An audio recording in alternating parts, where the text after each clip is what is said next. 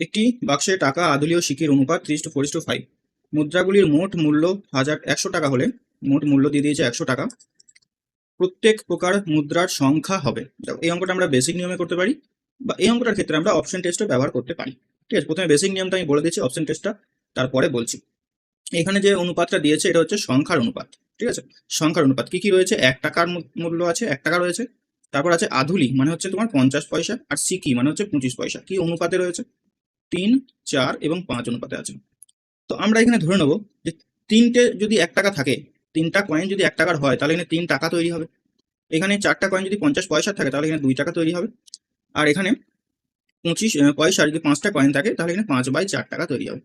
এই অনুপাতে টাকা রয়েছে। টাকার হিসাব করলে এটা হচ্ছে সংখ্যার হিসাবে অনুপাত, এটা টাকার হিসাবে অনুপাত। এই নিচের চারটাকে উড়ানোর জন্য আমি এটাকে 4 দিয়ে গুণ করে দেবো। তো এটা 12:8:5, অর্থাৎ এই অনুপাতে মূল্যের অনুপাতটা হয়েছে।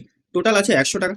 তাহলে 100 টাকার মধ্যে আমি হিসাব করব যে 1 টাকা মূল্য কতগুলো রয়েছে। তাহলে টোটাল দেখো কত হচ্ছে, এটা 20 আর 25। 25-এর মান হচ্ছে 100, 1-এর মান হচ্ছে 4, অর্থাৎ 12-এর মান হবে 48। অর্থাৎ 48 টাকা হচ্ছে 1 টাকার কয়েন দিয়ে তৈরি হয়েছে। বুঝতে পেরেছো? 8-এর মান হবে 4 32। 32 টাকা হচ্ছে 50 পয়সার কয়েন দিয়ে তৈরি হয়েছে। 32 টাকা যদি 50 পয়সার কয়েন হয়, তাহলে কয়েনের সংখ্যা কটা? 50 পয়সার কয়েনের সংখ্যা তাহলে কটা হবে? 32-এর ডবল, মানে 64টা হবে 50 পয়সা কয়েনের সংখ্যা। আর 48 টাকা যদি 1 টাকা দিয়ে তৈরি হয়, তাহলে 48টি হচ্ছে 1 টাকার কয়েন আছে। 48টি 1 টাকার কয়েন, 64টি 50 পয়সার কয়েন। 5-এর মান কত হবে? 5-4 20। 20 টাকা তৈরি হচ্ছে 25 পয়সা দিয়ে। তাহলে এখানে কয়েনের সংখ্যা কত? 25 পয়সার কয়েনের সংখ্যা কত?